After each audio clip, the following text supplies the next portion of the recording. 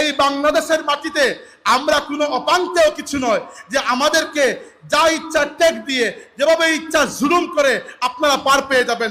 আলহামদুলিল্লাহ, আল্লাহ তাবারাক ওয়া তাআলা কত সুন্দর দৃশ্য দেখিয়েছেন যে ফুলতলি সাহেবের সেই সাজানো বাগান, যেখানে বাংলাদেশের সংসদ সদস্য পদপ্রার্থী সবাই দোয়া নিতে আজকে এসেছেন।